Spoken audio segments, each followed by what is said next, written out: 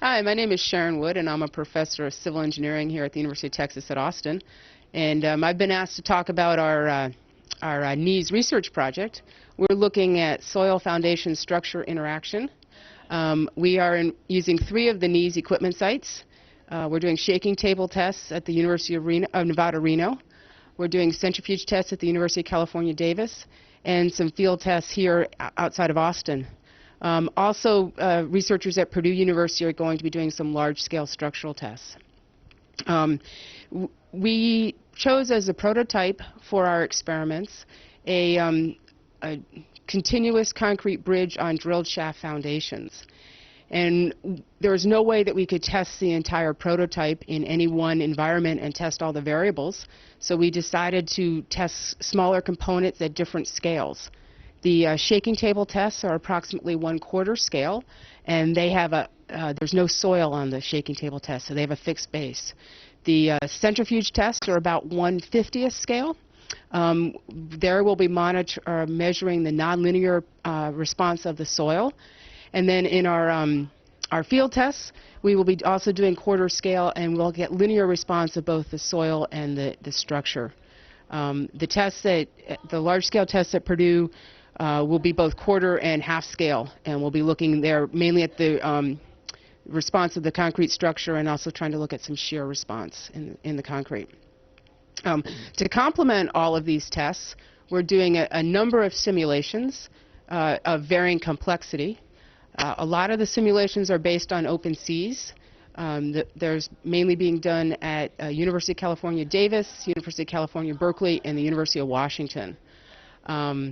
And so what we hope to do is we'll calibrate each of our numerical models using the data from our experiments, and then we'll be able to take this calibrated model and look at the response of the entire system. That will give us information about how sensitive the response is to input parameters. We can look at like different ground motions, different configurations of bridges, and we think that will allow us to look at much more interesting problems that we cannot test experimentally. Right, okay, so I'm talking to a 6-year-old, right? Okay. No? So is this correct that basically... Yeah, okay, so what we could think of is that in previous earthquakes, we've experienced a lot of damage in bridges. But one of the problems is we don't have very good models for understanding the response of the soils, the foundations, and the superstructure, the upper portion of the bridge. What we're trying to do is develop the models that will allow us to analyze the entire system. But what we need is some experiments in order to calibrate our models. And those experiments we're doing at very different sizes. The shaking table tests at Reno were about 70 feet long, and the columns were 1 foot in diameter.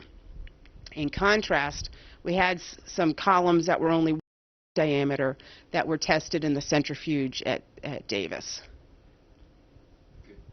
This project was funded by the National Science Foundation, and it's using the Network for Earthquake Engineering Simulation. nees is a collection of 15 shared use equipment sites around the country.